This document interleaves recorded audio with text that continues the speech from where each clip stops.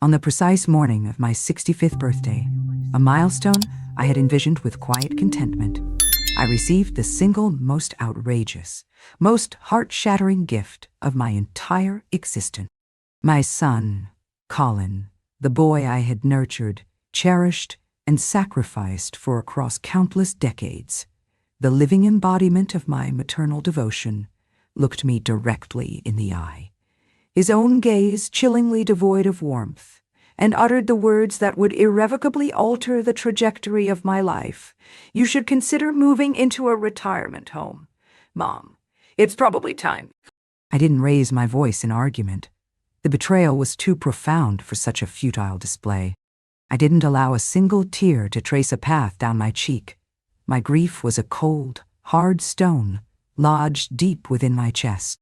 I simply summoned a smile, a brittle, paper-thin facade, walked with deliberate, measured steps into the city's most luxurious, most impeccably appointed senior residence, Skyview Estate, and with a hand that barely trembled, signed the admission papers that very afternoon.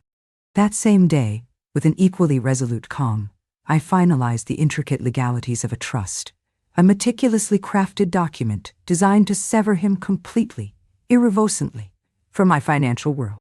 No further access to my carefully accumulated assets, and not a solitary, lingering shred of pity left for him in the barren landscape of my heart. Without the scaffolding of my support, his carelessly constructed world, I later learned, crumbled with astonishing, almost immediate velocity. As for me, my real life, the one I had unknowingly deferred for far too long, commenced with a quiet, profound liberation, the very moment I closed that heavy, ornate door behind me. I never, in my wildest imaginings, envisioned spending my 65th birthday in such a stark, solitary fashion. All I had truly desired was a quiet, intimate dinner, a gentle celebration of a life lived in the familiar comfort of my kitchen, the heart of our home for so many years. I had lovingly prepared my signature chicken and rice casserole, its savory aroma a comforting promise. Alongside it, a rich, creamy mushroom soup simmered gently on the stove, and a crisp, vibrant Caesar salad awaited its final toss. The very air was suffused with the warm, evocative scent of home-cooked comfort, a fragrance that usually brought a sense of peace. The dining table, my grandmother's antique mahogany, was already meticulously set. The silverware, polished to a gleaming luster, lay in perfect alignment. The candles, tall and elegant in their silver holders, stood sentinel, waiting for my son, for Colin, to come home. He hadn't set foot in this house, hadn't graced its rooms with his presence, for an entire, desolate year. I remember with a pang that still ached, when he was just a little boy, how every year on my birthday, he'd hide with childlike excitement by the kitchen door, a crumpled bunch of wildflowers clutched tightly in his tiny, chubby hands, peeking with mischievous delight around the corner. "Happy birthday, Mommy," he'd whisper, his innocent eyes shining with an almost unbearable pride.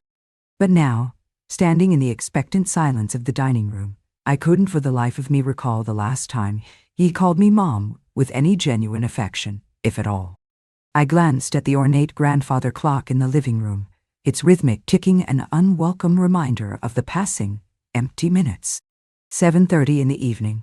He had vaguely promised some sort of surprise for tonight, a cryptic remark made during a brief, perfunctory phone call weeks ago.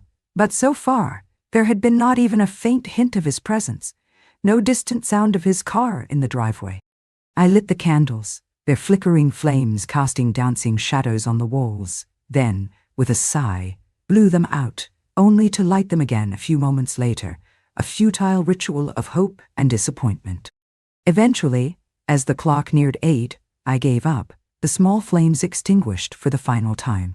It was 8:30, the casserole cooling, the soup congealing, when the front door finally creaked open, with a groan that seemed to echo the weariness in my own soul. "Surprise!" Colin stumbled in, his entrance an ungainly parody of celebration, reeking palpably of alcohol, the stale, sweetish odor clinging to him like a shroud. A lazy, almost contemptuous smirk stretched unnaturally across his handsome, yet somehow dissipated, face. Before I could utter a single word, before I could even process his disheveled appearance, a woman followed him in, clinging to his arm with a possessive familiarity. She was dressed in garish, overly tight clothes that seemed ill-suited to her makeup applied with a heavy, theatrical hand. One of her hands, adorned with long, impossibly bright nails, balanced an oversized, ostentatious handbag, while the other rested with a deliberate, almost challenging prominence on a noticeably pregnant belly. "Mom, here's the grand surprise I was alluding to," Colin announced, his voice thick with a poorly concealed, biting sarcasm. "This is Tessa, my new fiancée, and, as you can see, she's about 6 months along." I stood frozen, rooted to the spot, the carefully prepared words of greeting, of birthday cheer, dying unvoiced on my lips. "We figured," he added, his tone astonishingly casual, as if discussing the most mundane of arrangements, "it's probably a good time for you to move back in with us for a bit. You know, consolidate." He gestured vaguely around the living room, a room filled with my memories, my life. "Tessa's due pretty soon, and she'll obviously need a lot of help during the recovery phase. You're retired now anyway, right? Might as well make yourself useful, keep busy." Tessa, his companion, tilted her head, her eyes hard and appraising, giving me a slow, dismissive once-over from my sensible shoes to my neatly styled gray hair. Then her nose wrinkled in a delicate, almost comical expression of distaste. "She doesn't exactly look fit enough for active baby duty, Colin. Are you absolutely sure this arrangement will work out?" I didn't move, didn't speak. My fingers, hidden in the folds of my dress, tightened around the familiar fabric, my knuckles white. "Of course it'll work," Colin continued with an indifferent shrug, as if we were merely discussing the trivialities of the weather or the price of groceries. "But, you know, if you're not really up for it, Mom, there's always the option of a nursing home. I mean, those really nice ones. The ones with decent care, they don't come cheap, do they? And I genuinely really hate wasting good money." His voice held no discernible warmth, no trace of filial concern, just a thinly veiled, chilling threat wrapped in a cloak of cold, pragmatic indifference. A laugh, quiet, almost weightless, escaped my lips, a sound devoid of any mirth. "So, the big surprise was to graciously offer me a job as your unpaid babysitter and live-in domestic? And if I don't immediately comply with this generous offer, you've already thoughtfully picked out a budget-friendly nursing home for me?" He blinked, his eyes widening slightly, clearly not expecting such a direct, unvarnished response. A flicker of something, annoyance? Surprise, crossed his face. "Come on, Mom, don't be like that," he cajoled, his tone shifting to one of aggrieved innocence. "Didn't you always used to say that family comes first? Well, now your family genuinely needs you. It's your duty." I didn't answer him. I turned, my movements slow and deliberate, and walked upstairs to my bedroom without uttering another word. Everything, every confusing piece of his recent behavior, was suddenly, painfully, crystal clear. He hadn't stayed away for an entire year because he was busy with his oh-so-important ventures. He had stayed away because I, his mother, was only useful, only relevant, when I was directly needed for something, when I could provide some tangible benefit. The meticulously prepared meal, the birthday dinner I had poured my heart into, sat untouched on the dining table downstairs, growing cold and unappetizing, just like the last fragile vestiges of warmth I had desperately clung to for this house, for him. That night, I sat for a long time by the window in my bedroom, the familiar silhouette of the old oak tree outside a somber companion, and dialed the number for Skyview Estate. It was renowned as the finest, most exclusive senior living residence in the entire city, a place of elegance and impeccable service. "Good evening. Thank you for calling Skyview Estate. This is Maria. How may we assist you?" A polite, professional voice inquired. "I'd like to reserve a premium independent living suite," I said calmly, my voice surprisingly steady despite the tremor in my soul. "For 20 years, to be paid in full, up front." There was a brief, almost imperceptible pause on the other end of the line. "Ma'am, are you absolutely certain? That represents a very significant financial commitment. I'm certain, I reiterated, my resolve hardening with each word. Would you like to list any family members as your primary emergency contact? The voice inquired, following protocol. I paused, the image of Colin's smirking face flashing briefly, painfully, in my mind. Then, I said softly, but with an unshakable finality, no family. There was another beat of silence on the other end, longer this time, perhaps of surprise, perhaps of understanding. Understood, Mrs. Whitmore. We will have our private relocation and wellness integration team at your current residence in 5 days to assist with all arrangements. Thank you, I said, and ended the call. I let my eyes drift to the antique vanity table across the room, where 2 old, cherished photographs sat in silver frames. One was of Richard, my late husband, and me, taken in the heady, optimistic early days of our research careers, our faces young and bright with hope, lab coats pristine. The other was of a laughing, gurgling baby Colin, cradled securely in my loving arms, his tiny hand grasping my finger. I reached out a trembling hand and gently, deliberately turned the second photograph face down. A quiet, profound chill, deeper than any winter night, settled in my chest. Maybe, I thought with a dawning, liberating clarity, at 65, I no longer owed anyone, not even my own son, my dignity. That night, for the first time in what felt like a lifetime, I felt truly, unequivocally, relieved. The next morning, as soon as I descended the stairs, my resolve still firm, I heard the unwelcome clatter of dishes emanating from the kitchen and Tessa's grating, high-pitched voice echoing unpleasantly off the familiar walls. This kitchen is so incredibly outdated, she complained loudly, tapping the tiled countertop with a long, crimson manicured fingernail as if she were gingerly touching a patch of moldy, decaying carpet. No steam oven, no decent air fryer. How am I possibly supposed to prepare healthy, nutritious food for the baby in this primitive environment? Colin was slouched indolently at the dining table, the remnants of my ruined birthday dinner still uncleared, lazily scrolling through his phone, oblivious or indifferent to her complaints. He didn't even bother to look up when I entered, merely grunting, "Morning, Mom. Mind fixing us some breakfast?" Tessa's been exceptionally picky with her food lately, you know. Pregnancy hormones. I stared at the untouched casserole from the night before, still sitting forlornly on the counter, a monument to my dashed hopes. My carefully prepared, lovingly crafted birthday dinner, ignored, dismissed, as if it were nothing more than leftover, unappetizing scraps. "You didn't even touch the food I made for you yesterday," I said, my voice flat, devoid of any discernible emotion. Colin shrugged, a gesture of supreme, unrepentant guiltlessness.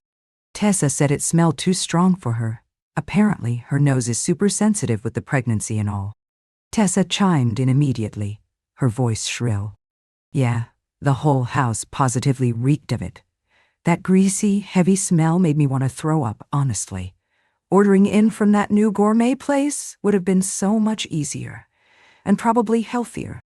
I quietly, methodically, began to gather the cold, rejected dishes, intending to throw them out, to erase the evidence of my futile efforts. But as I opened the trash bin, something inside me, a spark of long-dormant defiance, stopped me. There, nestled amongst coffee grounds and discarded mail, was my rich, creamy mushroom soup, the one I had patiently spent 2 precious hours simmering to perfection, poured straight into the garbage, uneaten, unappreciated. The silver spoon, one of my grandmother's heirlooms, was still callously submerged in the bowl. I held the heavy ceramic dish in my hands, my knuckles whitening with the pressure of my grip, a storm of emotions, anger, sorrow, and a burgeoning resolve churning within me. "You two staying here," I said at last, my voice dangerously calm, "is strictly temporary." Too calm, like the unnerving, preternatural stillness of the air before a violent summer thunderstorm. "This house is not a hotel, and it is most definitely not some sort of all-inclusive maternity retreat for your convenience." Colin frowned, his brow furrowing in annoyance. What's that supposed to mean, Mom? Tessa is carrying my child, your grandchild. Can't you try to be a little more supportive? A little more welcoming? I mean, this house will be mine eventually anyway, right? It's just a matter of time. That child is yours, Colin, I said, looking him directly in the eye, my gaze unwavering. Not mine. I am 65 years old. I am not your nanny, nor am I your maid, and I am certainly not your financial or emotional backup plan anymore. You didn't used to be like this, Colin snapped, his voice rising in petulant anger. You used to love me. What the hell happened to you? How did you get so bitter, so cold? I almost laughed, a harsh, humorless sound. He was right, in a twisted way. I did love him. Too much, perhaps. Enough that he had tragically, fatally, mistaken that boundless maternal love for something he was perpetually entitled to, something he could endlessly exploit. Cold. I turned to face him fully, each word I uttered now deliberate, weighted with years of unspoken pain. You want to talk about cold, Colin? Cold is showing up unannounced on your mother's 65th birthday with a pregnant stranger in tow. Cold is treating her like a living, breathing servant in her own home. Cold is threatening to summarily dump her in a substandard nursing home when she dares to say no to your outrageous demands. His mouth twitched, but no words came out, his bravado momentarily deserting him. Tessa, however, quickly broke the tense silence. Colin, darling, don't argue with her. If she doesn't want to help us, we can just hire someone. There's absolutely no need for us to stay here and be treated like this, like unwelcome intruders. Then she gave him a subtle, yet pointed little nudge with her elbow, her voice dripping with a saccharine, manipulative implication. And besides, didn't you mention that your mom still had some significant savings tucked away? We're a little short on cash for that crucial investment right now. Remember, sweetie, if she really cares about you, about her only son, wouldn't she naturally want to help us out, just this once? I stared into Tessa's greedy, calculating eyes, and all I could see was the unfiltered, avaricious hunger lurking behind her practiced, simpering smile. It made my stomach churn with revulsion.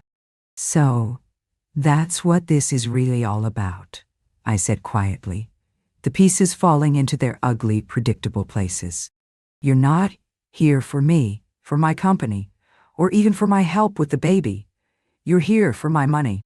Colin's face tightened, a flush of anger rising in his cheeks. Don't you dare say that about Tessa. She was just making a practical suggestion. And even if you do have money, what's so terribly wrong with helping out your only son when he's trying to build a future? Well then, I have a suggestion of my own, I said, my voice now like slivers of ice. You two need to leave, immediately. This home, my home, no longer welcomes you. The air in the room thickened in an instant, charged with unspoken resentment. Colin jumped to his feet, his chair scraping harshly against the floor. Are you serious right now? After everything? You're actually kicking us out? I looked at his face, so contorted with indignation, so steeped in a lifetime of unearned entitlement, and said evenly, Do I not have that right, Colin? Is this not still my house? He shook his head in stunned, furious disbelief. You're old, Mom. I'm your only son. Who the hell do you think is going to take care of you when you're too frail to even walk? You think that precious money of yours is going to keep you company in your dotage? Tessa, emboldened by his outburst, added with a contemptuous sneer, Exactly. If anyone's leaving, it should be you, you ungrateful old woman. Colin and I aren't going anywhere. And don't even think about trying to take the money or any of the assets with you. They'll stay right here, where they rightfully belong, with family. I didn't respond. I just looked at them both, at their greedy, expectant faces, my expression calm, my silence a shield. A bitter, ironic laugh was forming deep inside me. They had so completely, so arrogantly forgotten who this house, who this life, truly belonged to. In that precise, crystallizing moment, something inside me finally, irrevocably, shifted. The last fragile shred of maternal hope I desperately, foolishly held on to for my son burned out, extinguished like a dying candle in a cold, empty room. And I knew, with an unshakable certainty, that this time There was no going back. I would no longer live my life for anyone else but myself. My future, my dignity, my peace, they were mine, and mine alone, to reclaim. 2 days, laden with a suffocating tension, passed, and in the house, once my sanctuary, no longer felt like mine.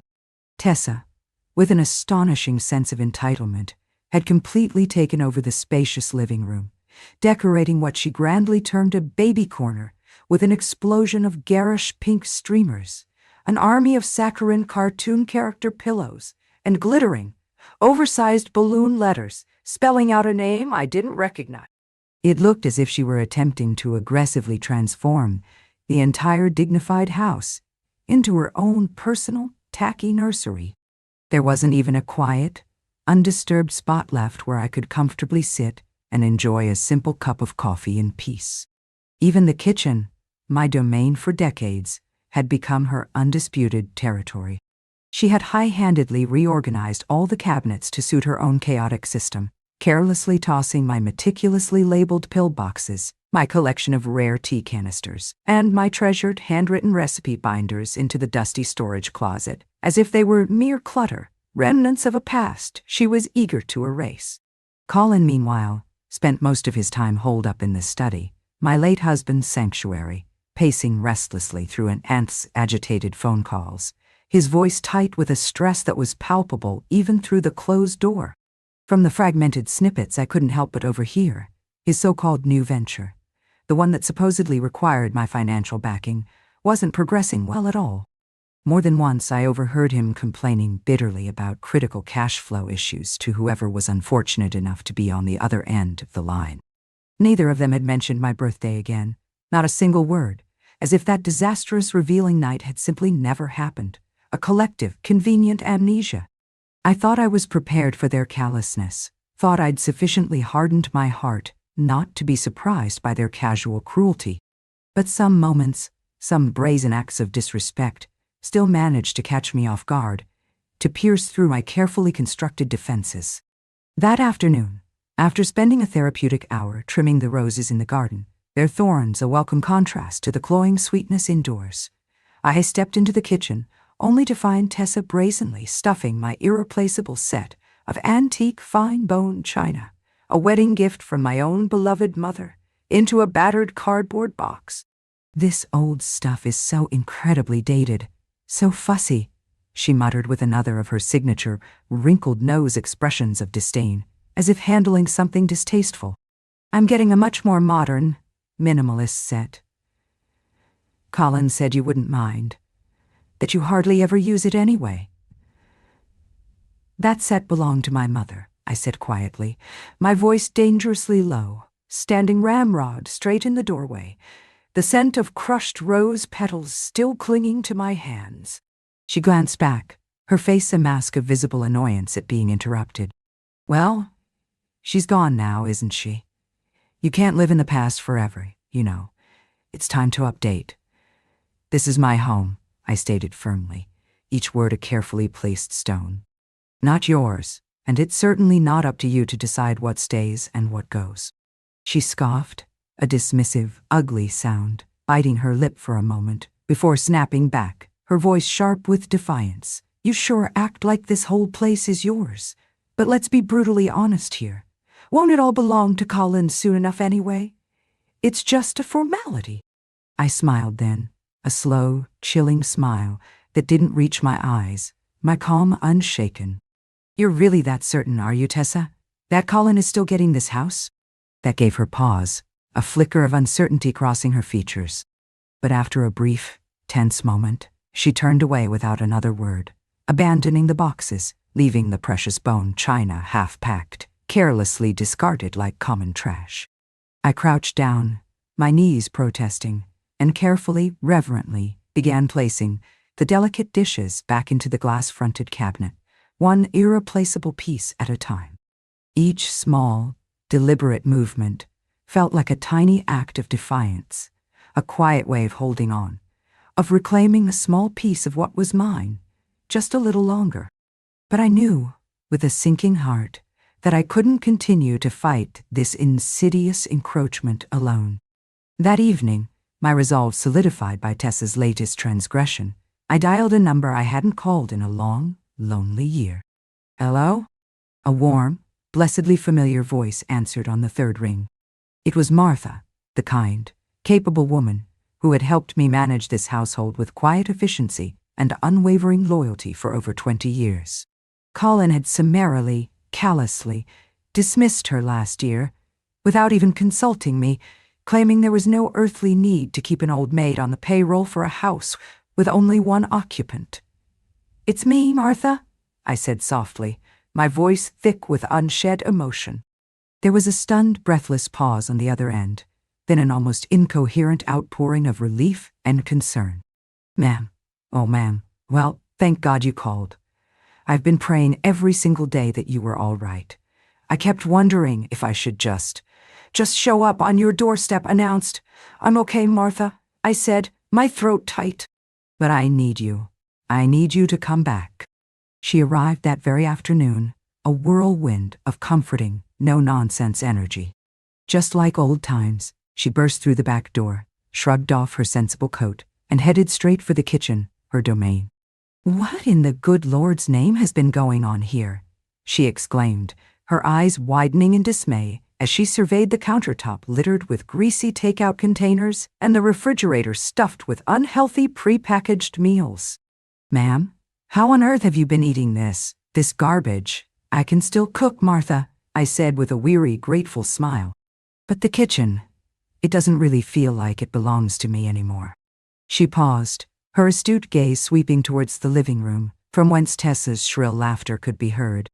"That girl?" she inquired, her tone carefully neutral. I nodded, a silent affirmation. "I always said that the young master had appallingly poor judgment when it came to women," Martha muttered, shaking her head. "But this one truly takes the cake. She's just like all the others, only infinitely worse. And now even you're being bullied and pushed around by her in your own home." Her eyes flashed with indignation. "Oh no, ma'am. I'm not about to let that slide. Not on my watch." Right then, as if summoned, Tessa came sauntering downstairs, yawning theatrically. She stopped short when she saw Martha, her heavily made-up face twisting into an ugly mask of displeasure. "Colin!" she shrieked towards the study. "Your mom's hired someone again. I thought we explicitly agreed to cut back on unnecessary spending." Martha stood tall, her hands on her hips, staring Tessa down with an unwavering gaze. "I was hired by the lady of this house, Mrs. Eleanor Whitmore, and that's who I answer to, not you." Tessa scoffed, a sound of pure disdain, waddled over to the plush sofa, and plopped down heavily without another word. But the raw hostility simmering in her eyes was unmistakable, a silent declaration of war. For dinner that evening, Martha, with her usual quiet magic, prepared my absolute favorite comfort meal, a rich, savory beef stew, slow-cooked to perfection, and a light, fragrant vegetable soup, accompanied by her crusty, homemade bread. I ate slowly, savoring each mouthful, each bite feeling like it was carefully, gently stitching together the frayed, unraveled parts of myself. When Colin finally came home from whatever unproductive endeavors had occupied his day, the comforting aroma of real food hit him the moment he walked through the door. He sniffed the air appreciatively, and a rare, almost boyish grin spread across his face. Smells good in here tonight. What's for dinner?" Martha appeared from the kitchen, still holding the heavy stew pot, her expression carefully neutral. "Sir, this was your absolute favorite when you were just a boy. Beef stew with extra carrots." She paused, then added pointedly, "Remember?" Colin's smile faltered, then vanished completely. His face went stiff, his expression hardening with discomfort and annoyance. "Martha, what are you doing here?" he asked, frowning deeply. "Didn't I explicitly tell you that you were retired?" "I brought her back, Colin," I said evenly from my seat at the dining table. "Mom," Colin sighed, rubbing his temples with a gesture of weary exasperation. "You're being deliberately stubborn again, aren't you? I know you don't particularly like Tessa, but she is carrying your grandchild, Can't you at least try to be a little more understanding? A little more accommodating? Understanding? I let out a soft, incredulous laugh. You truly think I brought Martha back simply because I don't like Tessa? I pointed a trembling finger at the meticulously set dining table, at the familiar, comforting order Martha had restored. This, Colin, is a home. It is not a rental property, nor is it some convenient crash pad for you and your fiancé. You do not get to just waltz in here and systematically erase everything that made this place mine. Everything that holds meaning for me. Mom, do you even hear yourself sometimes? He retorted, his voice rising in frustration. You're actively ruining our chance to be a real, functioning family. If this, I said calmly, gesturing between him and the unseen Tessa, is what you now call a family, Colin, then frankly, I'd rather be alone. Colin slammed his fork down hard on the table with a loud, angry clatter, rattling the remaining dishes. He jumped to his feet, his face flushed with rage, shouting, Fine, go ahead then. Be your precious, lonely little queen in your empty castle. But don't you come crawling back to me when you're old and helpless, and there's no one else around to care for you, to change your damn diapers. I met his furious glare, my own gaze unwavering, my heart a cold, heavy stone. Better to live clear-eyed and alone, Colin, than to be blindly used and disrespected. In that heated, ugly moment, I knew, with a chilling certainty, that something profound, something irreparable, had shifted between us for good.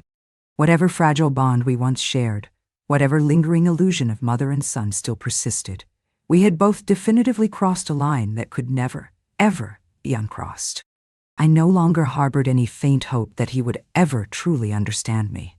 I no longer believed, not even for a second, that he would ever change, ever mature into the man his father and I had dreamed he would become. All I wanted now, with every fiber of my being, was to spend the rest of my allotted years without sacrificing another shred of my hard-won dignity for anyone, least of all him. The sky outside the kitchen window was still a bruised pre-dawn dim when I finished my second fortifying cup of strong black coffee at the familiar dining table. Martha moved with her customary quiet efficiency through the kitchen, preparing a simple breakfast, the familiar sounds a comforting counterpoint to the turmoil in my heart. She didn't ask many questions. She never needed to. Her perceptive eyes swept across the thick stack of legal documents resting beside my cup, and she finally asked, her voice low and concerned, Ma'am, are you absolutely positively certain about all of this? I gave a small, decisive nod and gently closed the heavy folder.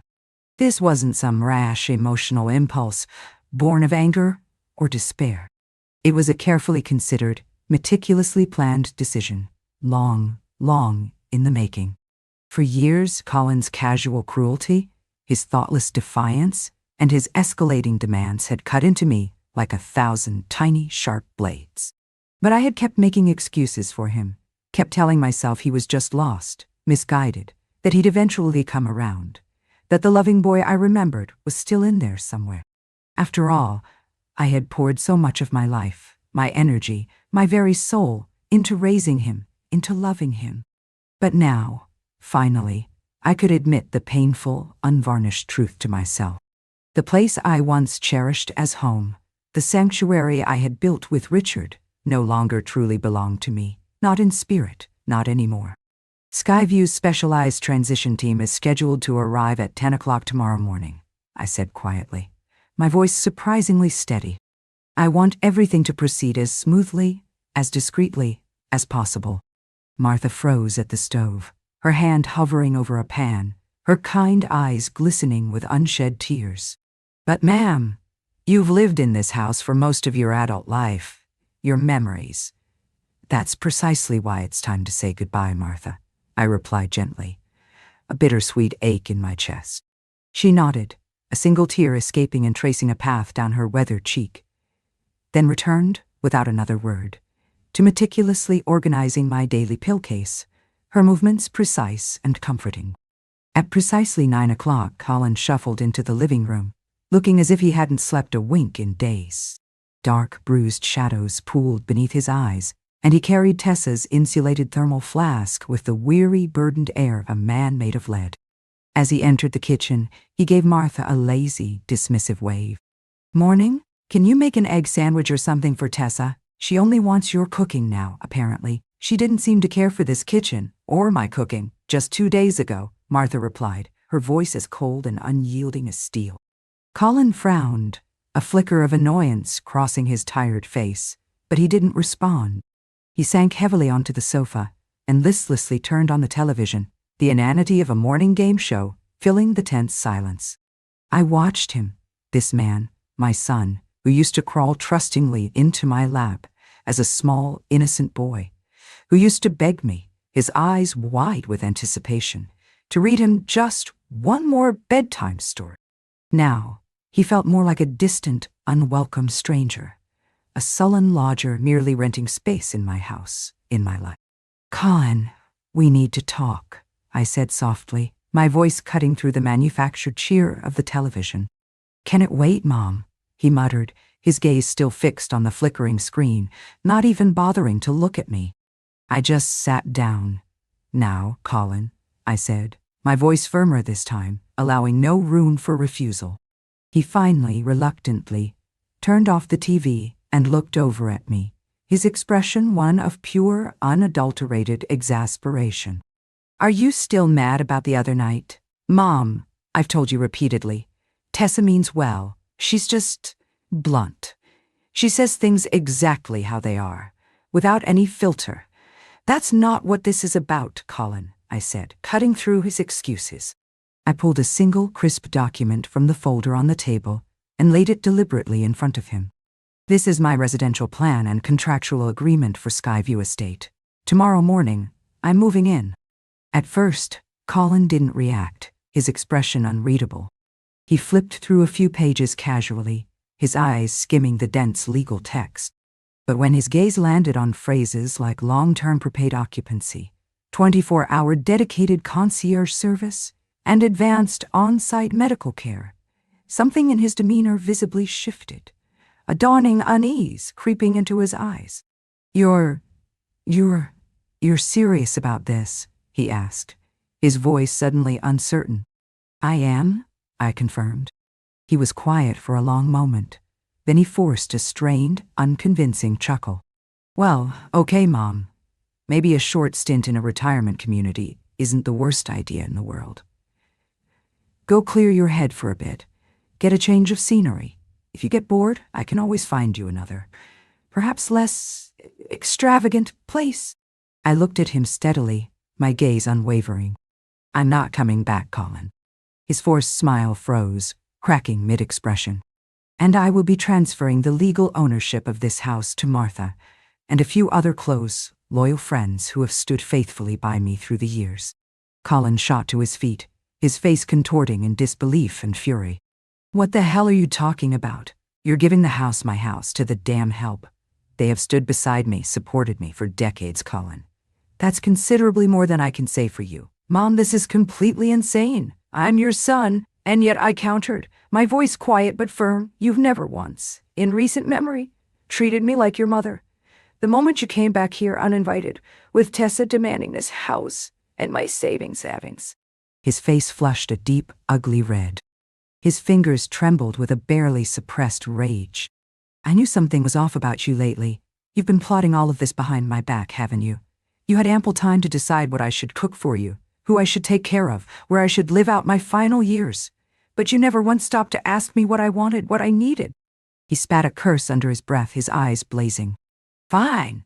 Keep the damn house then if it makes you happy. But don't you dare tell me you're planning to just throw all your hard-earned money away, too." Without a word, I unfolded a second, equally important document and spread it across the coffee table between us. "This," I announced, "is the legally binding trust I signed this morning. All my remaining assets will be utilized to support my comprehensive care and any future medical needs at Skyview Estate. The substantial remainder, upon my passing, will be allocated to a foundation I am establishing for promising young artists, specifically to support their education, exhibitions, and creative endeavor." His eyes scanned the page, growing wider, more incredulous by the second. You're giving your money, my inheritance, to some stupid unknown art fund? That stupid fund, Colin, I said evenly, my voice unshaken, is a direct reflection of what genuinely matters to me now. Better that the money goes to someone diligently chasing a creative dream, someone contributing beauty to the world, than to be carelessly squandered by someone who only knows how to take. He let out a bitter, scornful laugh. You've completely lost your mind, old woman. Who the hell sets up a charitable foundation at your age? It's preposterous.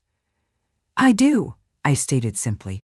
I met his furious gaze without flinching, my resolve a shield of steel. Because it's my money, Colin, and I am the only one who gets to decide what it's for, what legacy I choose to leave. The air between us thickened, heavy and silent, charged with years of unspoken resentment and fresh, raw betrayal. Just then, the doorbell chimed, its cheerful, incongruous sound slicing through the oppressive tension. Martha opened it, revealing Skyview's transition team. 3 impeccably dressed professionals in tailored suits, their expressions calm and polite, carrying clipboards, detailed moving checklists, and medical intake forms. Good morning, Mrs. Whitmore, one of them said with a courteous, reassuring smile. We're here to walk you through your final onboarding procedures before your scheduled move tomorrow. Colin paled visibly. The blood drained from his face as the full, stark realization finally dawned. This wasn't a threat. This wasn't a temporary, dramatic gesture. This was real, irreversible, and I was leaving. Truly leaving. Mom, you're really going through with this? His voice cracked, a note of genuine, desperate panic, finally breaking through his arrogant facade. You're actually handing this house over to strangers and just walking away from me, from your only son? I calmly gathered the paperwork back into its folder and stood up, my movements measured and serene. I'm not the one who is walking away, Colin, I said softly, my voice filled with a profound, weary sadness rather than anger. You already slammed that door shut on me a long, long time ago. From this moment forward, my life will be entirely my own. And you, Colin, will never again decide what I do with it, or with my resources, or with my remaining years. Morning at Skyview Estate was invariably quiet and suffused with a soft, gentle light. I sat in a comfortable wicker chair on my private balcony, a warm, fragrant cup of rose tea resting beside me, watching the tranquil lake shimmer gently in the early morning sun. The air, crisp and clean, smelled of something I hadn't truly breathed in for years, something almost forgotten. Freedom. There were no raised, angry voices here, no demanding, hungry stares, no one constantly asking me for anything, expecting anything. The Skyview team had handled every intricate detail of my transition with seamless, understated grace. The on-site dietitian had meticulously designed personalized meal plans to cater to my specific health needs. The dedicated nurses logged my vital health data each day with cheerful professionalism.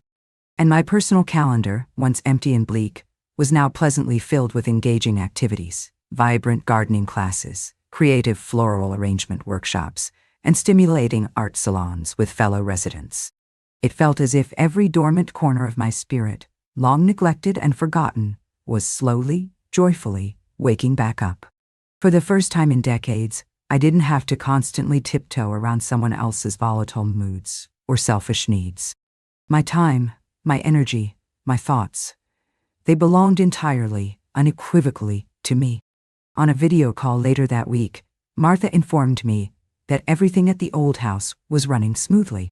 The property title had now officially, legally, been transferred to her and a few other trusted, long-serving friends who had demonstrated unwavering loyalty and kindness for years. As for me, I harbored no intention, not even a fleeting, nostalgic whim, of ever going back there. That chapter was definitively, blessedly, closed. That afternoon, I began the cathartic process of unpacking a few of my older, more personal belongings. When I had initially moved into Skyview, I'd arranged for the concierge team to retrieve a heavy, locked private trunk from my old attic. A trunk I hadn't opened in over 20 years. Inside, buried deep beneath protective layers of faded velvet and tissue paper, was a heavy, ornately carved wooden frame I'd nearly forgotten existed. With trembling hands, I lifted the soft cloth covering it, and there it was, her distinctive, elegant signature still perfectly intact in the lower right-hand corner. Emily Harrington. She had been my closest, dearest friend in college, a kindred spirit. This hauntingly beautiful painting was the last gift she ever gave me. Shortly after graduation, Emily, bold and adventurous, had set off on a prestigious traveling fellowship, armed with her beloved brushes and her boundless dreams. I, more conventional, more cautious, had stayed behind, diving headfirst into my demanding scientific career and eventually into a marriage that would profoundly, and often painfully, reshape the entire course of my life. We had drifted apart, quietly, inevitably, into different worlds, different realities. She had titled the painting Orchids at Dusk, and had sent it to me with a poignant, handwritten note. Dearest Eleanor, I know how much you've always loved orchids, especially in the soft, ethereal evening light. I hope you'll always remember the wild, beautiful dreams we once shared, and never let them fade. I'd kept it sealed away in the dusty recesses of my study all those intervening years, not because of its potential market value, which I later discovered was considerable, but because it meant far too much. It was far too personal, too precious, to display. But now, resting in the sunlit tranquility of my new living room at Sky View, the painting seemed to take on a fresh, vibrant new meaning. I was no longer the woman who meticulously ran a household, who lived a life of quiet service, often thankless to others. I was finally, exhilaratingly, someone who had the space, the time, and the undeniable right to reclaim her own rich inner world. As I stared at the luminous, evocative painting, a quiet, insistent thought began to take root. Maybe it was finally time to share these carefully hidden treasures, these pieces of my soul I'd kept locked away for so long. Maybe I could do something tangible, something real and lasting, for other young, aspiring artists like Emily once was, artists with talent and dreams, but lacking resources. Back then, I had no inkling that this single, rediscovered painting would mark the true beginning of an entirely new, deeply fulfilling journey. Until this very morning, when the ever-efficient front desk staff at Sky View handed me a thick, embossed envelope. It was an official invitation from the city's prestigious Museum of Art for a major retrospective exhibition of Emily Harrington's final, most poignant works. The theme of the exhibition, Women and Nature, the luminous vision of Emily Harrington. 3 months prior, acting on that burgeoning idea, I had anonymously donated several of Emily's significant late-period pieces to the museum's permanent collection. Orchids at Dusk had, of course, been included among them. A prominent art review quarterly had recently hailed it as a rare and radiant elegy to life, a masterpiece of understated emotional power. Those magnificent canvases had sat, silent and unseen, in my study for decades. Too personal to casually show, too precious to easily share. But now, I was ready. The exhibition, upon opening, exploded across the national media landscape. New York Arts Weekly ran a full-page, laudatory spread. Eleanor Whitmore donates Emily Harrington's final works. A monumental, transformative gift to American women's art. As I was contentedly organizing the exhibition papers and congratulatory notes, Skyview's charming media coordinator appeared at my suite door with an urgent video call request from Martha. I accepted it, a smile playing on my lips. She stood at the familiar front gate of the old house, her expression a mixture of amusement and exasperation. "Ma'am," she said, her voice crackling slightly, "your generous donations have made all the major headlines. Colin saw the news report this morning and apparently nearly flipped the new, expensive coffee table he insisted on buying." I chuckled, a light, carefree sound. Oh dear. And isn't he still terribly busy trying to replace the perfectly good living room couch with some ridiculously overpriced imported Italian piece? Martha sighed, a long-suffering sound. It's not really the art itself that seems to be bothering him so much, ma'am. It's the devastating realization that he was too late, that he missed out on something potentially valuable. She paused, then continued. He actually told me earlier today that those paintings should have been considered family heirlooms, rightfully his. Then he had the audacity to ask if you had anything else valuable stashed away somewhere. I nodded slowly, a thoughtful expression on my face. So, he's finally beginning to feel genuinely afraid, is he? She gave a wry, knowing smile. Even more interestingly, ma'am, someone from the bank apparently came by the house this morning. It seems he'd applied for a rather substantial personal loan. It was, of course, summarily denied. His personal accounts have all been frozen due to outstanding debts. He then had the gall to ask me if you had anything to do with it. I didn't touch his personal money. Martha, I replied evenly. I simply, and quite legally, revoked his access to any and all of my subsidiary accounts, and formally terminated all automatic financial transfers I had previously set up. The rest, his current predicament, was always entirely up to him, a consequence of his own choices. Of course, ma'am, Martha's tone sharpened with indignation. Of course, ma'am, Martha's tone sharpened with indignation. And then, can you believe it? He actually tried to offer up this very house as collateral for another loan. That's when he finally found out. The official property titles are already securely in our names, mine and the others you designated. I smiled faintly, a sense of quiet satisfaction settling over me. The final piece of the intricate puzzle is now firmly in place. She hesitated for a moment. Ma'am, you're really not leaving anything at all behind for him, are you? Not even a small token? I paused, considering her question. Then gently, I said, one thing, Martha. Just one thing. A letter. When the time is right, and you'll know when that is, give him the key to the small safe in my old study. The letter is inside. Martha nodded, quiet now, her expression unreadable. I ended the call and turned back toward the expansive window. Outside, the resident gardener was patiently, skillfully trimming roses, their vibrant colors a joyous splash against the lush green. A group of fellow residents had gathered by the charming gazebo, animatedly sharing tips about flower arranging. 2 young women were practicing a duet on their violins near the ornate fountain, their clear, sweet notes floating into the tranquil afternoon air like something fragile and sacred. And somewhere far beyond that peaceful, ordered world, my son, Colin, the boy I once naively, devotedly centered my entire life around, was just beginning to truly learn, to viscerally experience what profound, irrevocable loss truly felt like.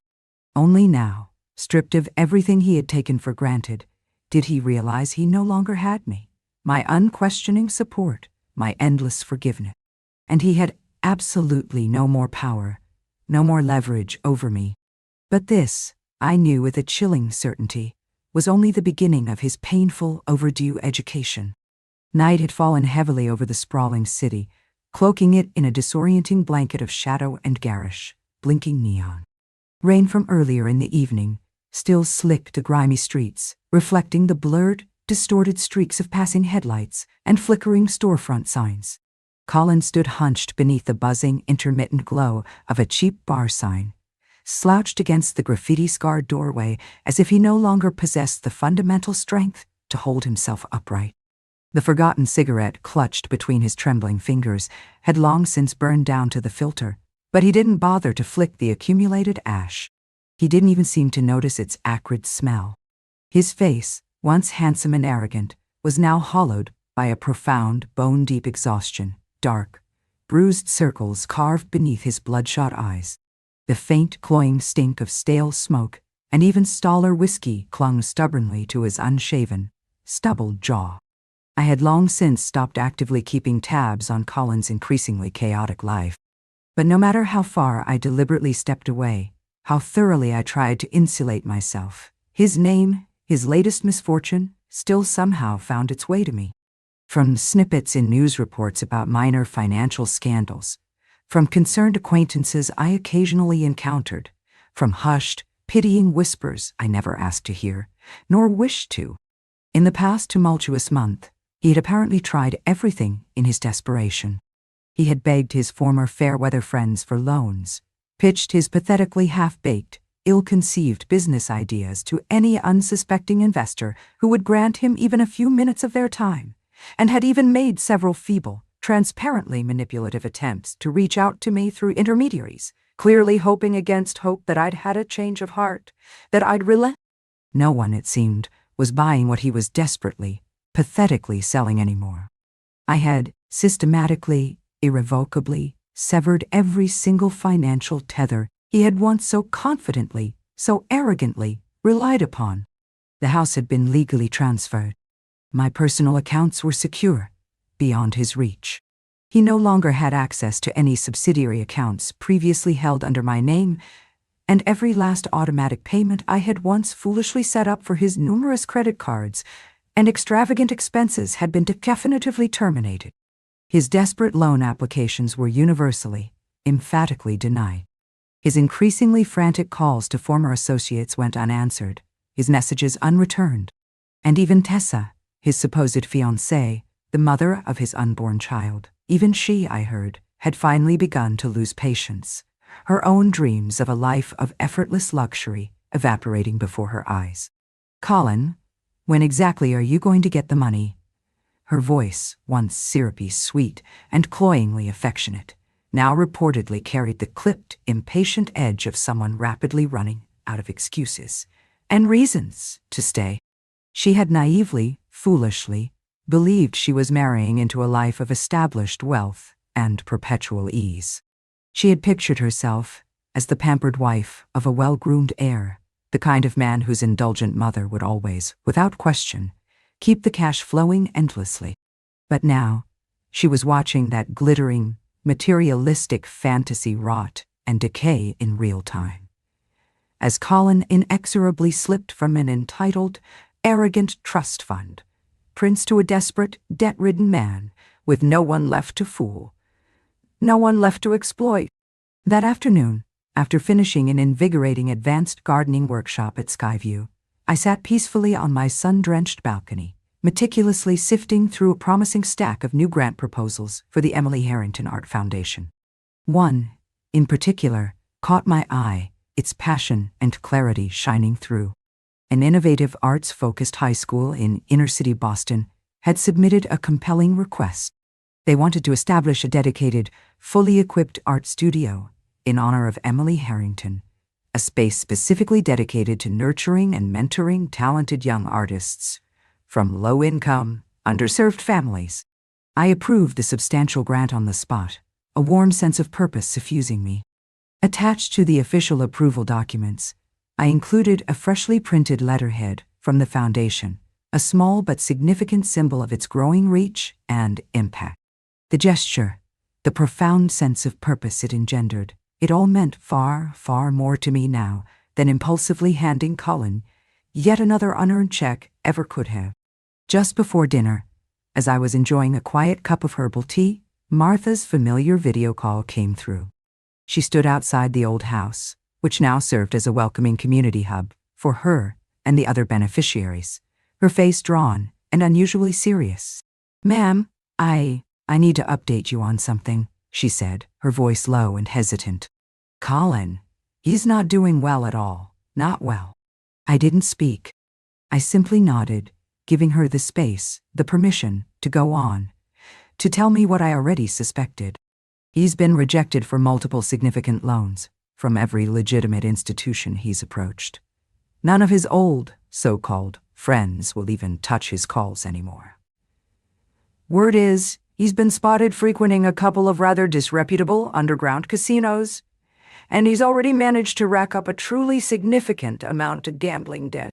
I set down my delicate teacup with a steady hand, without a word. I wasn't surprised. Not really. Not anymore.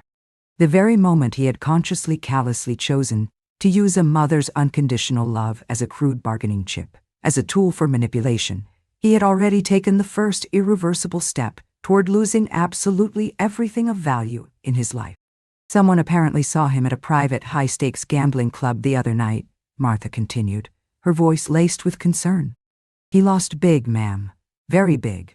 Tried to frantically use this house, as last-minute collateral, only to find out, far too late, that the deed wasn't in his name anymore, hadn't been for months. People who were there say he nearly lost it right there on the spot. A complete public meltdown. I closed my eyes for a brief moment and took a slow, deep, steadying breath. I've done enough, Martha, I said quietly, my voice firm despite the lingering ache in my heart. More than enough.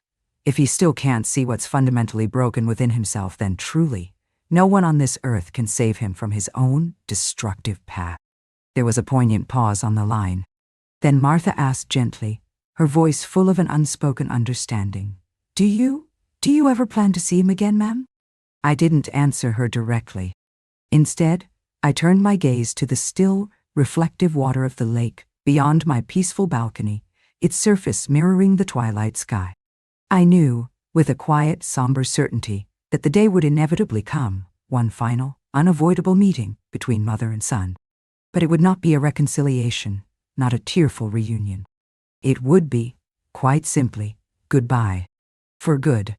The day he finally showed up at Skyview's imposing front gate, his presence an unwelcome intrusion into my newfound peace, I was diligently working on the Foundation's comprehensive annual report. A young, kind-faced nurse knocked gently on my suite door as I was carefully revising a particularly complex section of the financial document. Mrs. Whitmore, she said softly, her eyes full of a gentle concern. There's a man at front reception desk. He says he's your family. He's asking to see you. I set my pen down slowly, deliberately, without rushing to respond. Instead, I asked, my voice calm, What does he look like, nurse? The nurse hesitated for a moment, then quietly, tactfully replied, He looks very tired, ma'am, and a bit rough around the edges. I nodded, a silent acknowledgement. I stood, smoothed down my dress, and pulled on a light cardigan.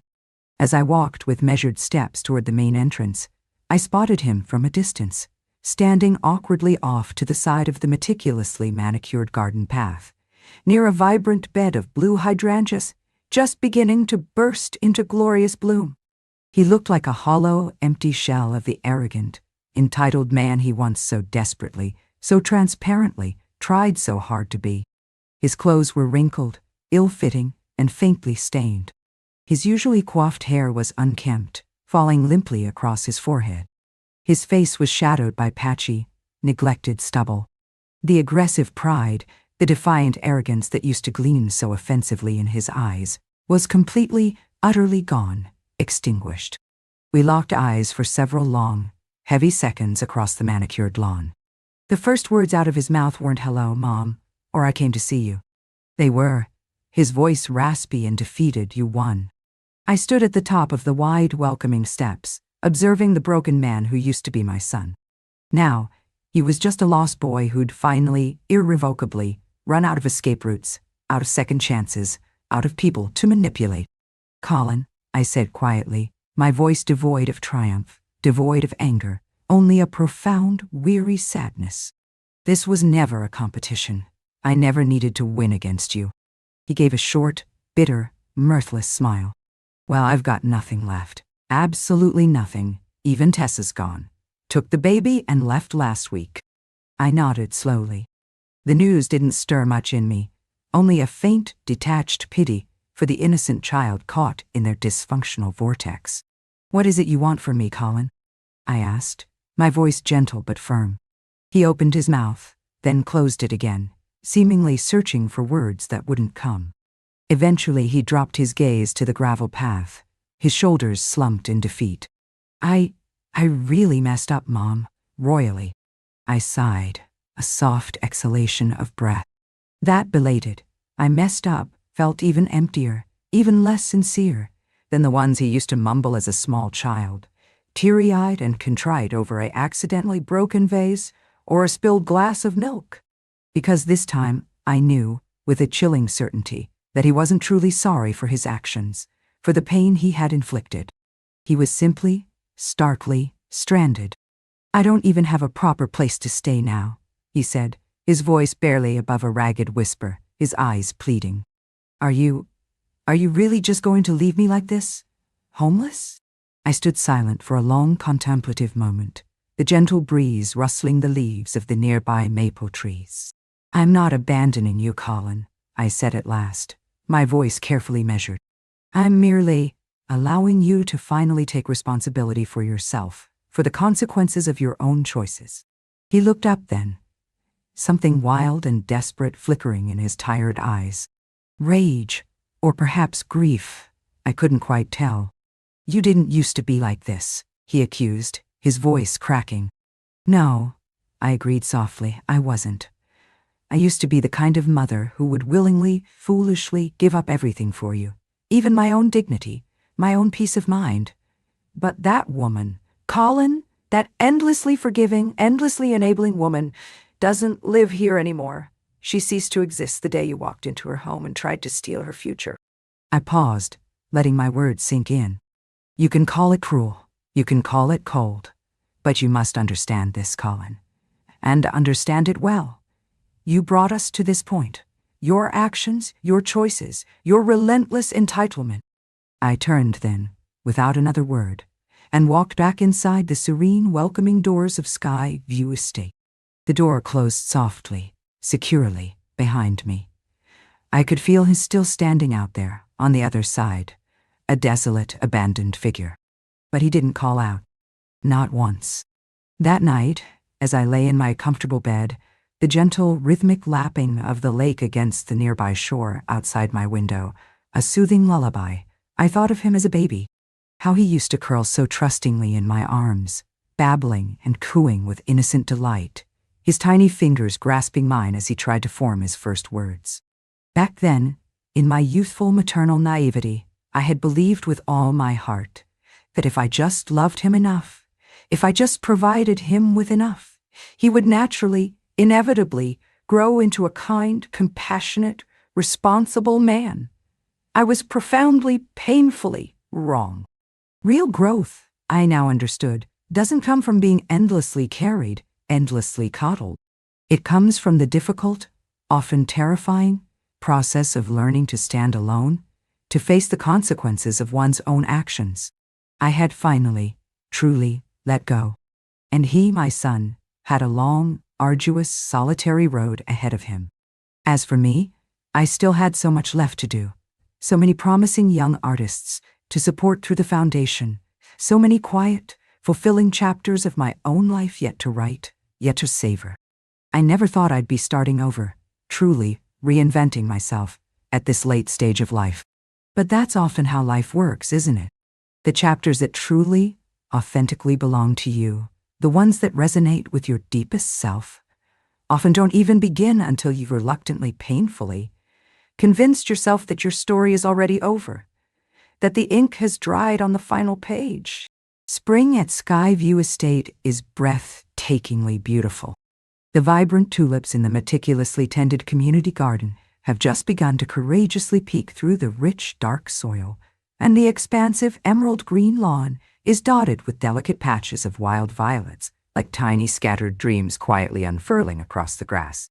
I sat contentedly on my sun-warmed balcony, the latest impressive grant list from the foundation resting comfortably in my lap.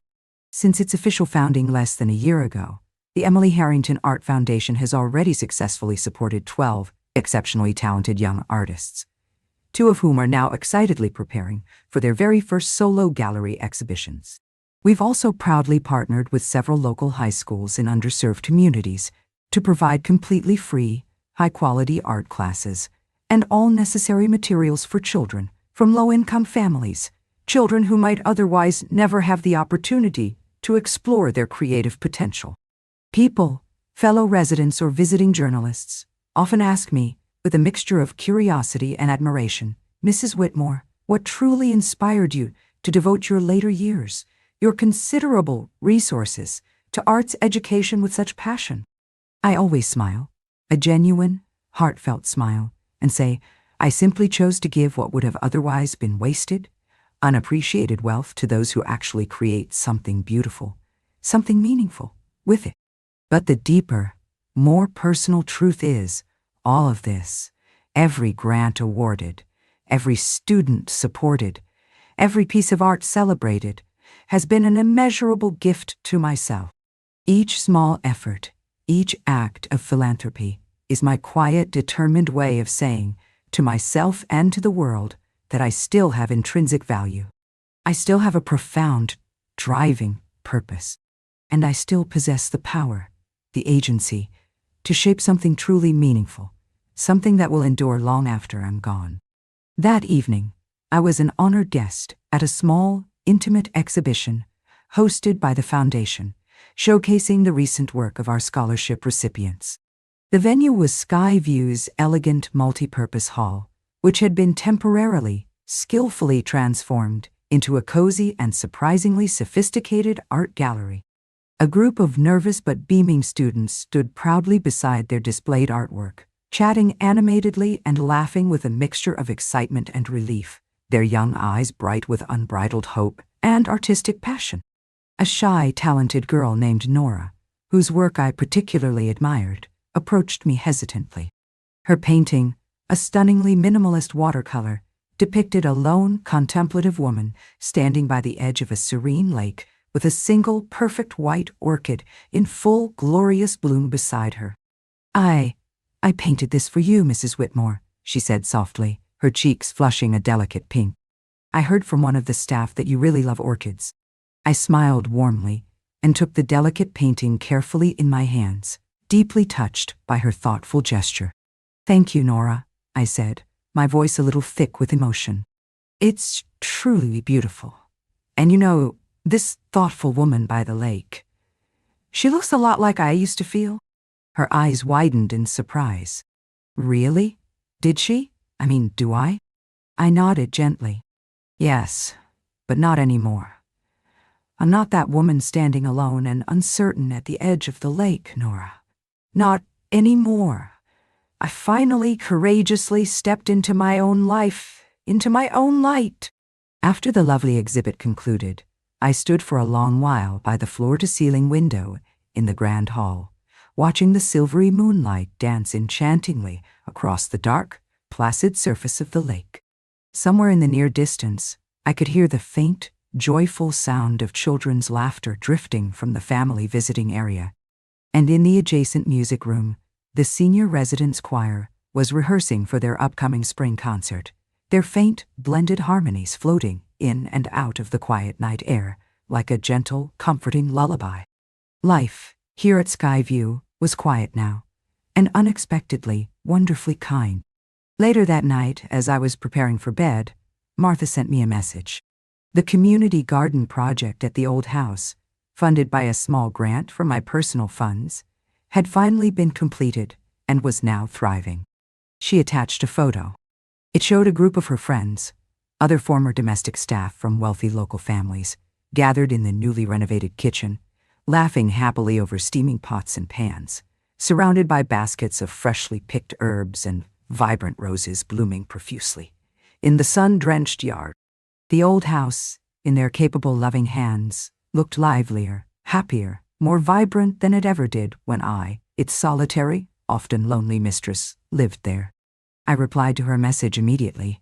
"Take good care of that wonderful home, Martha. Think of it as your own well-deserved second chapter." She wrote back almost instantly, her words simple but profoundly moving. "Ma'am, you didn't just give us a house. You gave us back our dignity." I stared at her message for a long, contemplative moment, my eyes misting over unexpectedly. Only then, reading her heartfelt words, did I truly, fully realize that what I had initially thought I had lost, my home, my son, my identity as a mother, wasn't really lost at all. It had simply, alchemically, been transformed into something new, something perhaps even more meaningful. A few days later, a letter arrived, an actual handwritten letter, a rarity in this digital age. It was from Colin.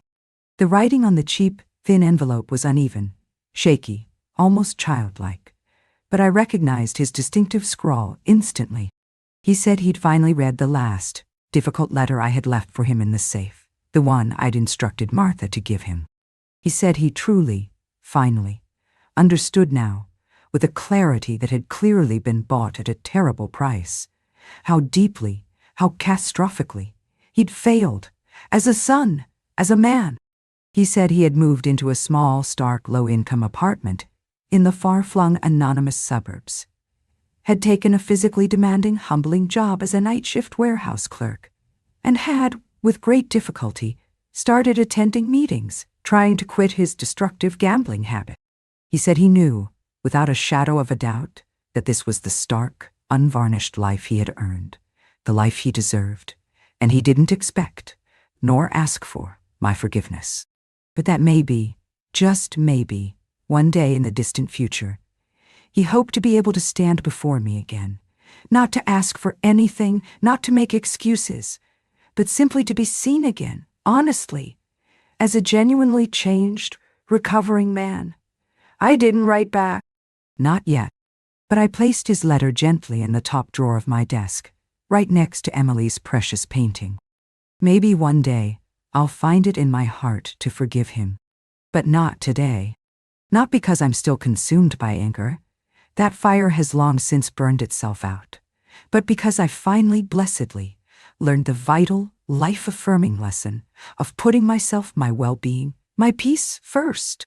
This morning, the sun rose soft and golden, painting the sky in hues of apricot and rose, as I walked alone, contentedly, along the dew-kissed garden path at Skyview. The early spring breeze was warm and caressing on my skin, and I felt lighter somehow, freer, as if a heavy, burdensome part of me had finally, truly let go. I knew, with a quiet, unshakable conviction, that my story wasn't over. Not by a long shot. Maybe I had spent the first, substantial half of my life living primarily for others, caring, pleasing, compromising, always trying not to take up too much space, not to assert my own needs too loudly. But the rest of it, this precious, unexpected gift of my later years, that would belong entirely, gloriously to me. May my steps never again be dragged down by anyone else's selfish demands or expectations. May my heart never again shrink or contort itself to fit inside someone else's small, constricting world. And may everything that comes after 65, every sunrise, every new friendship, every creative endeavor, every quiet moment of peace, finally, beautifully, unequivocally, be mine.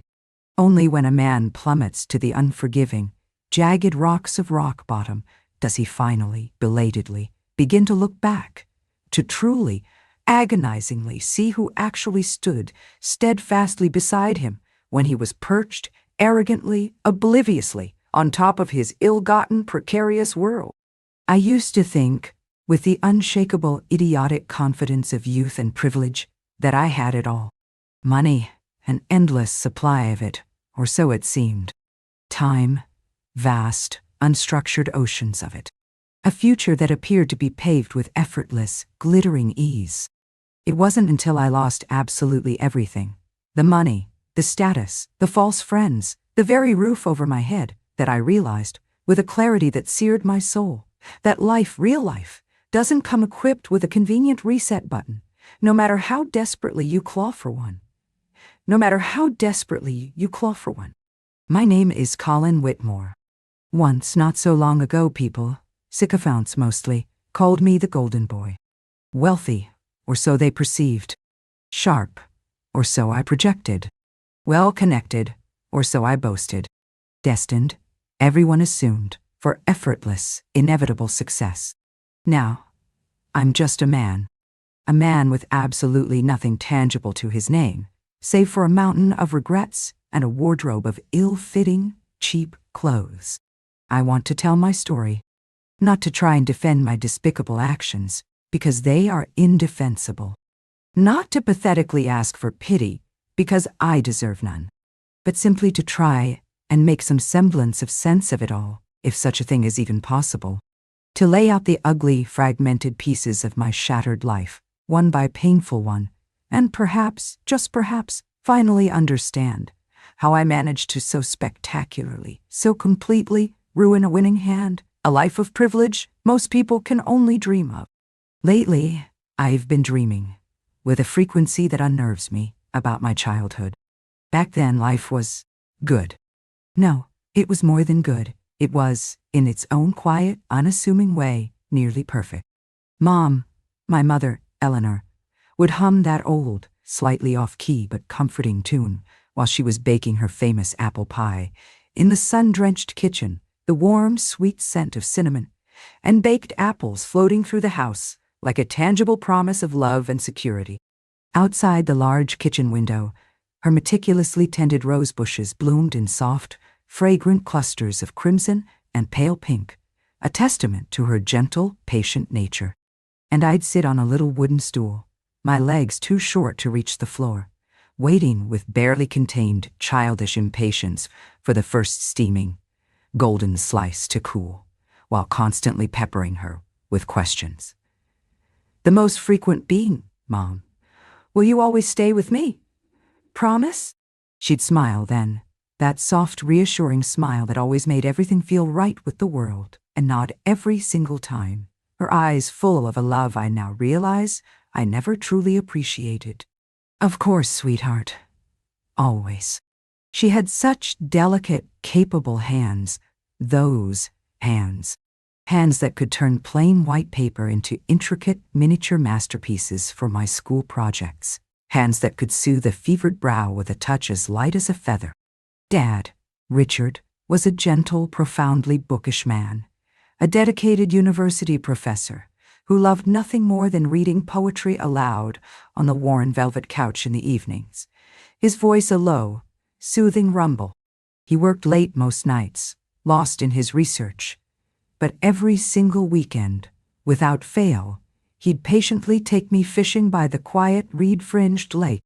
Boys need to learn patience, Colin, he'd say, his gaze fixed on the still water.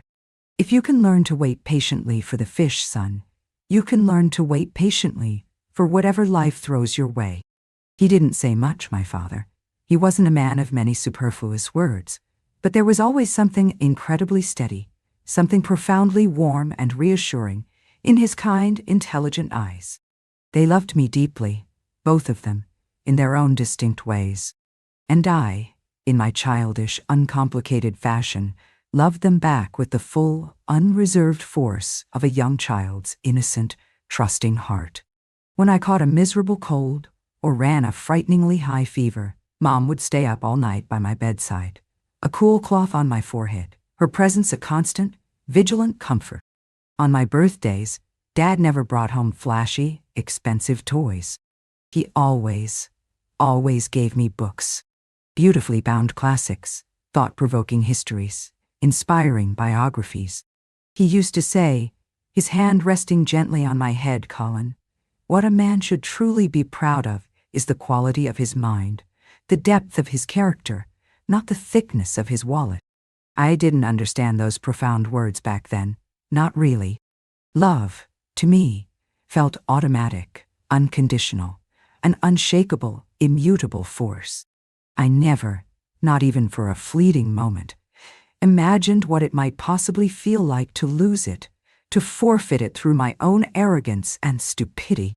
Dad's death, when I was just on the cusp of adolescence, came out of absolutely nowhere, a sudden, brutal heart attack that struck like a bolt of lightning on a clear summer day, shattering our peaceful world into a million jagged pieces. I remember that terrible, surreal night, Mom clutching me to her, sobbing like a lost, bewildered child herself, her body racked with a grief so immense it seemed to suck all the air from the room. I cried too, of course. But what I really felt, deep down in the pit of my stomach, was a cold, primal fear.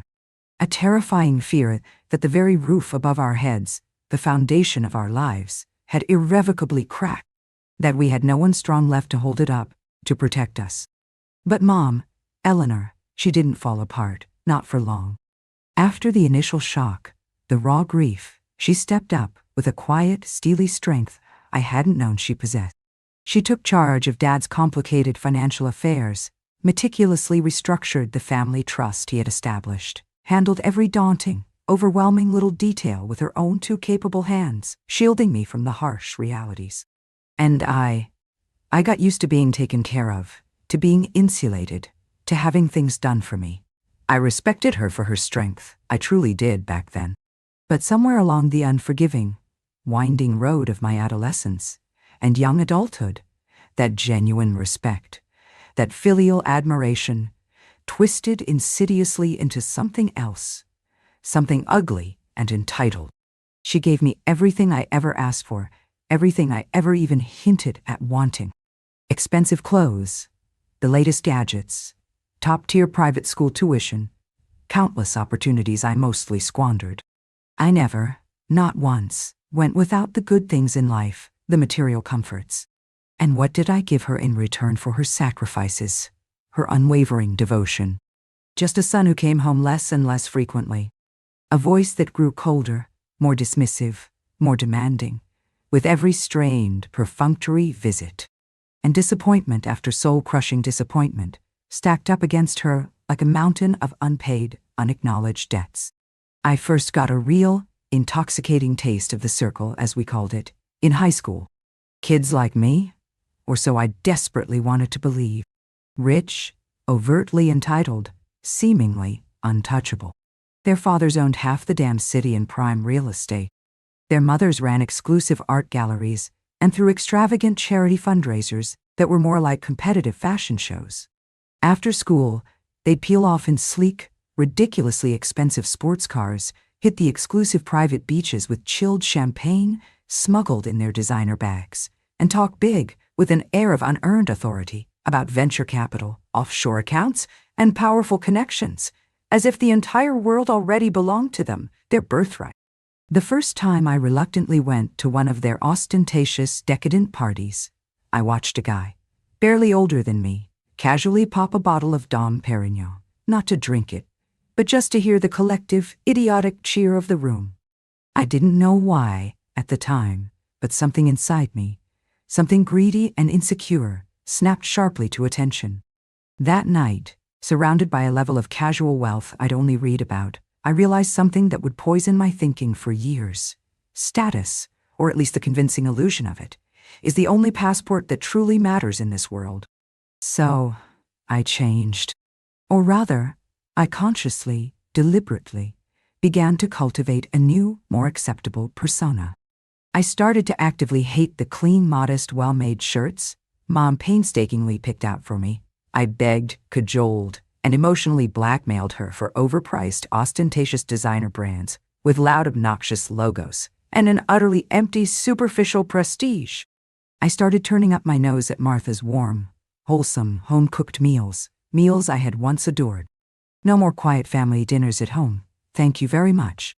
Only ribeye steaks at trendy, see and be seen restaurants and overpriced, imported wine I couldn't even pronounce correctly, let alone appreciate.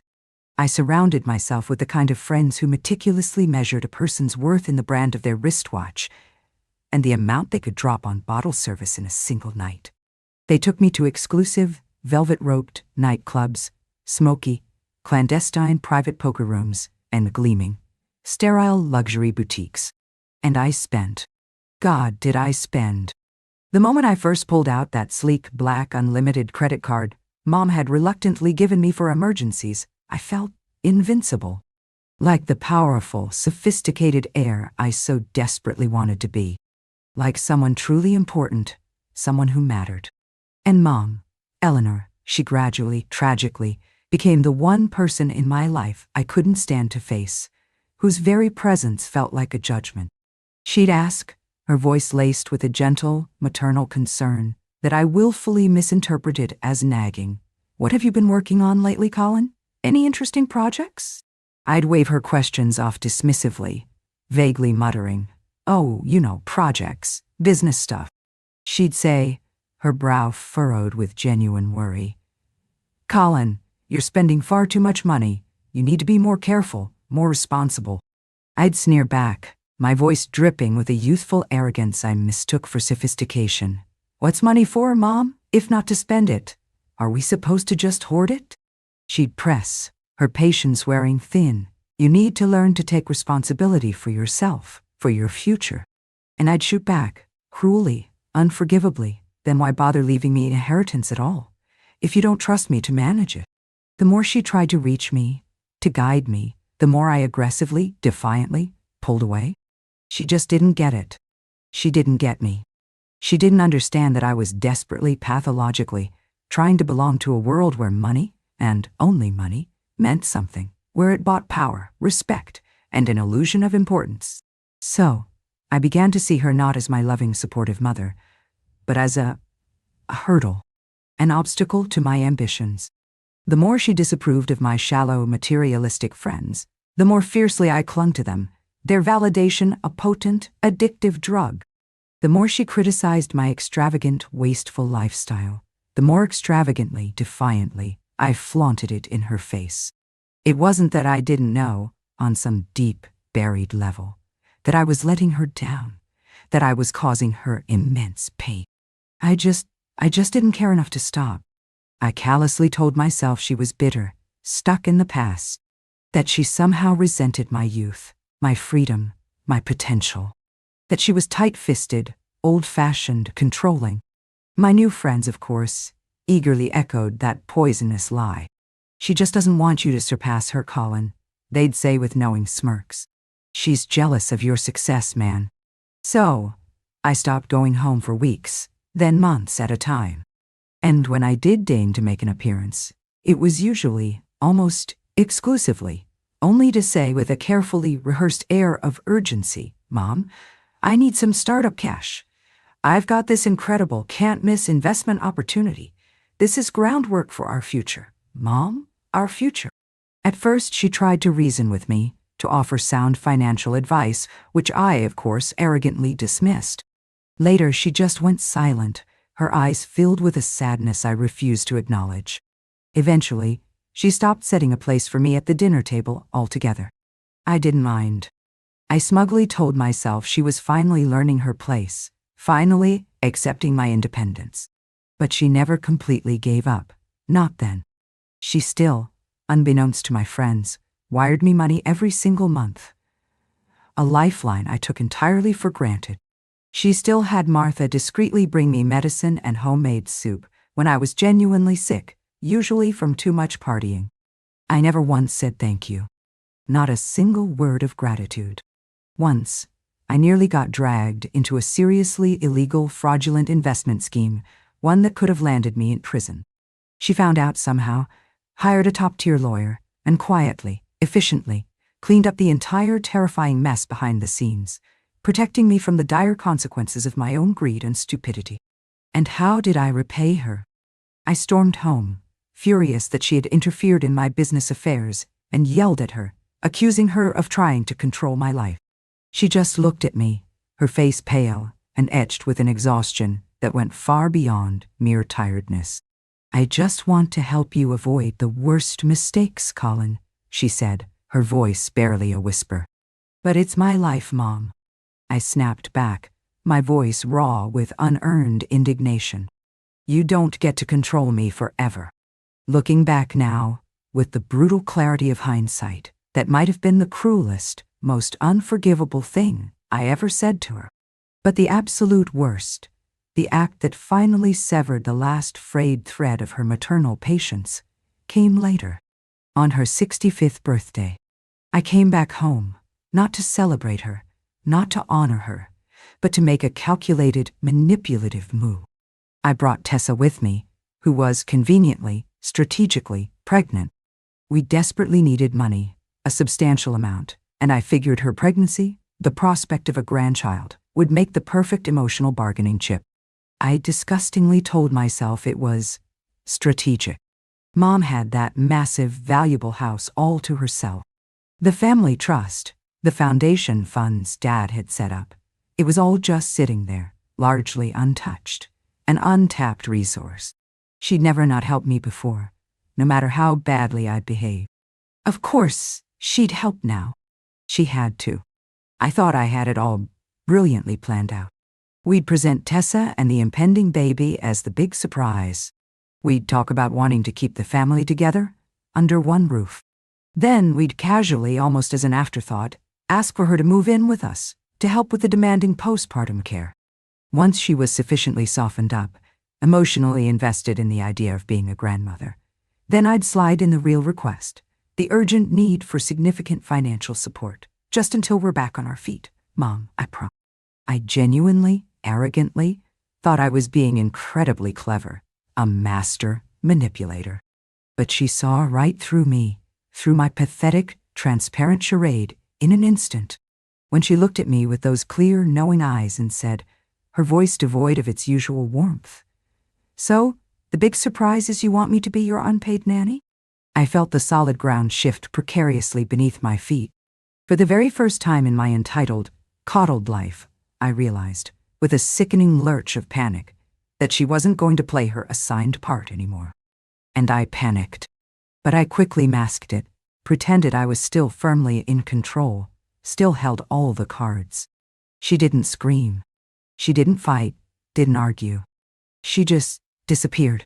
Quietly, completely, decisively.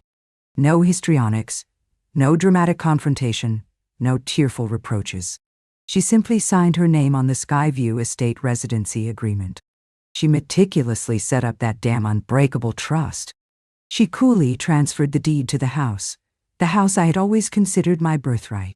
She systematically, surgically, cut off every single stream of financial support she had ever provided.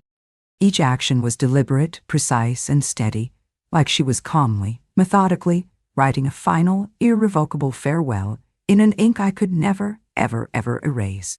And still, even then, even as the walls of my carelessly built world began to tremble, I foolishly, arrogantly, thought she'd eventually come back, that she couldn't really leave me.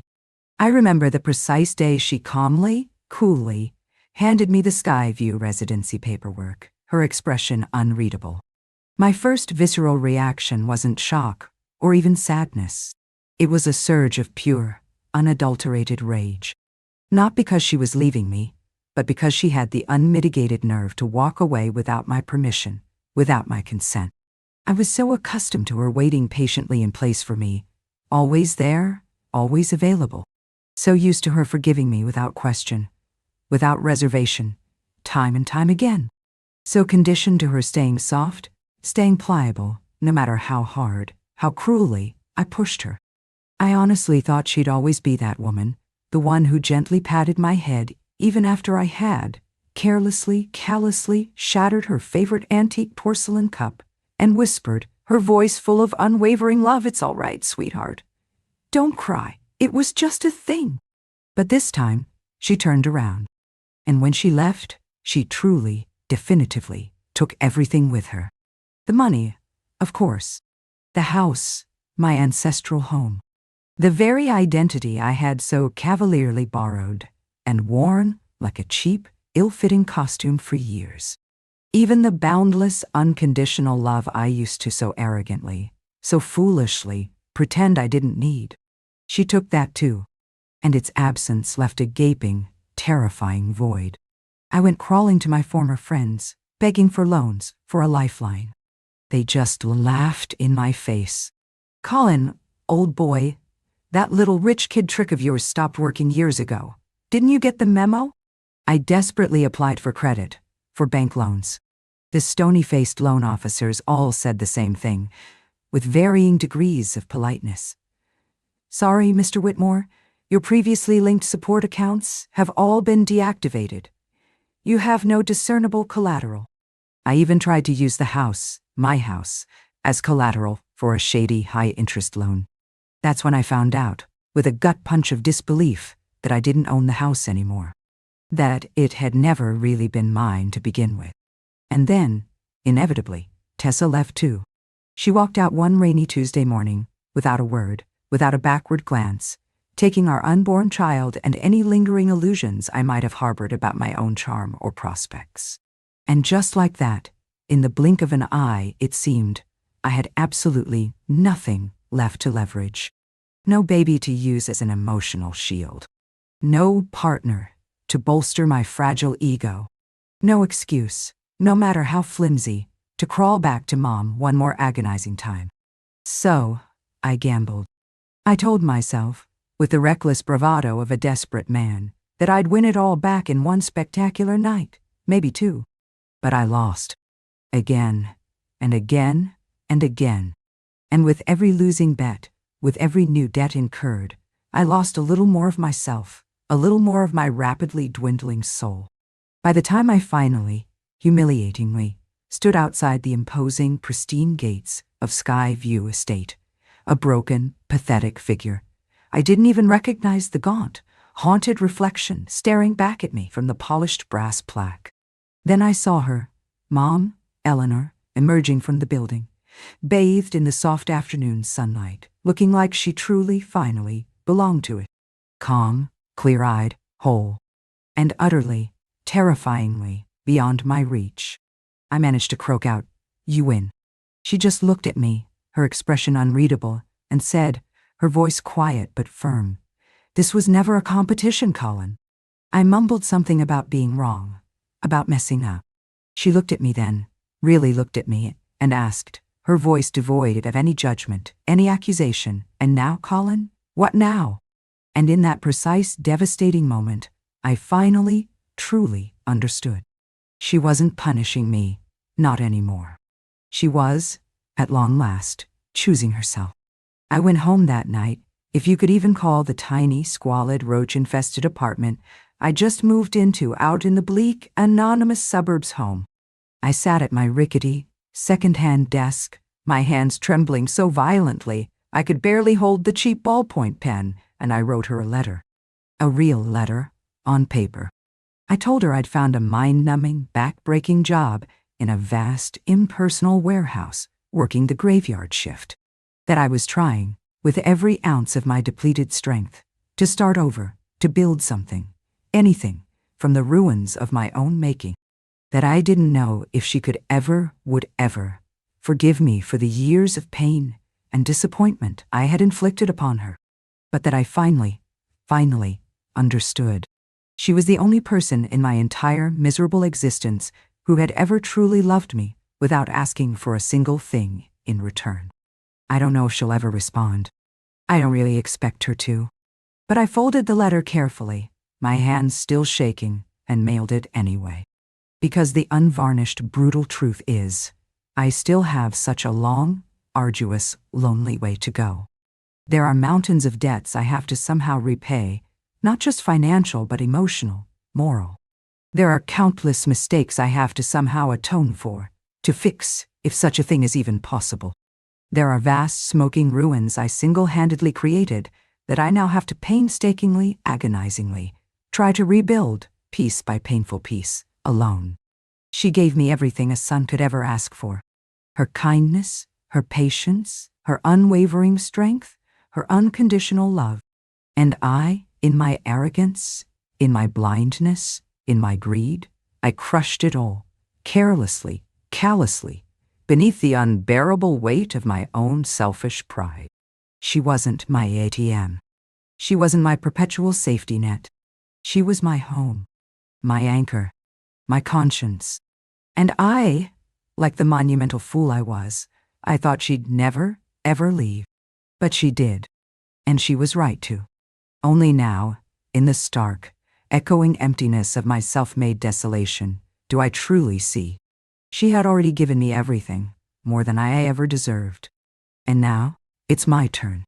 My turn to spend what's left of this wasted, squandered life trying, desperately, to become the kind of man, the kind of human being, who might finally, one day, be worthy of the incredible, selfless love I once so carelessly, so catastrophically, took for granted.